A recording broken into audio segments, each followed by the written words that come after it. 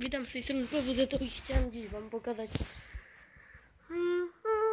Ultra Maximum Maxa, budowanego właśnie z moich wszystkich mikseli.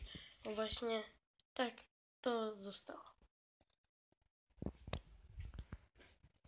No i tak się prezentuje. Dałem o skrzydła Vamposa, ręce ma Clinkersów, tu ma takie nogi od Gargla i Torcem, tu ma Konfrastygonów, Lizersowe boki, głowę jak zawsze, dużo bardzo oczów, nos.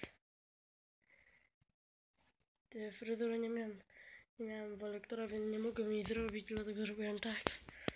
Rogi od Forksa, jego tutaj twarz, tak, zęby byle jak postawiłem. No, więc to chyba